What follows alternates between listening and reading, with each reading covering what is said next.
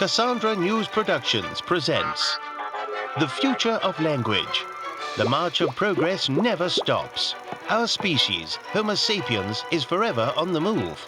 Since the 1990s, we've witnessed a revolution in the way we communicate. As our tools of communication change, so too does our language. And as our use of language changes, so too does the shape of society itself. When we look around our world today, we can see the positives and negatives of this relentless march of progress, all pushing us inexorably towards the future.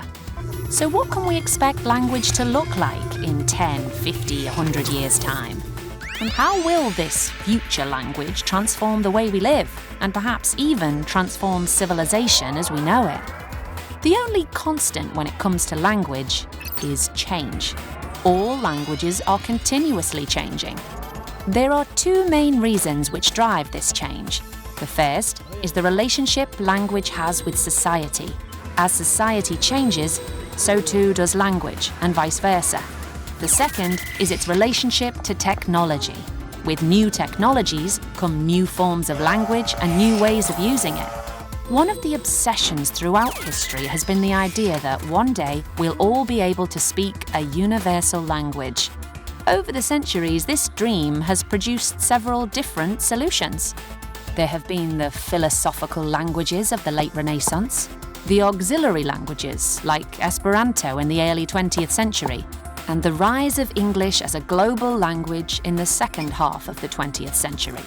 But whatever relative success some of these have had, none of them has ever achieved a really universal status. Today, though, perhaps technology can solve this age-old problem through the use of machine translation and artificial intelligence. These are ways of harnessing the computational power of digital technology to manipulate huge amounts of data in order to analyze human speech. There are other ways in which artificial intelligence is already changing language, with things like autocorrect and predictive text, which supposedly help us compose messages. But there are even more radical ideas in development as well. These include brain-computer interfaces, where sensors are placed around or under the skull to read the way the brain processes our thoughts. With this sort of technology, you can type directly with your mind.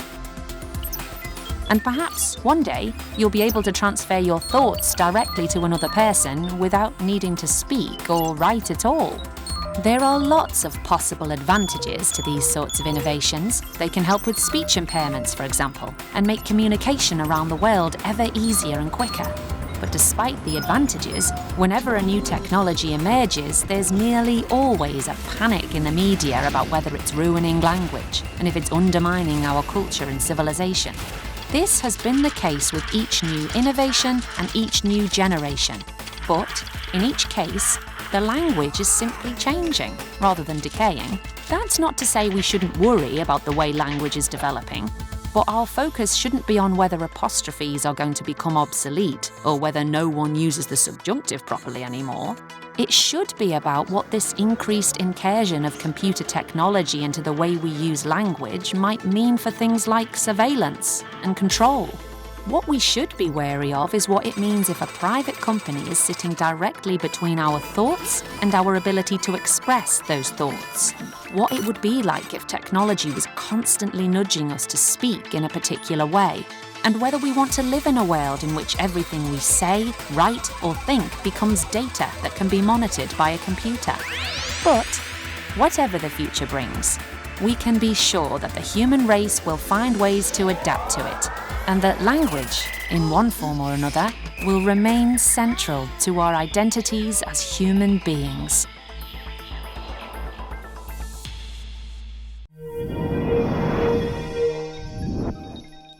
Get more from the Open University. Check out the links on screen now.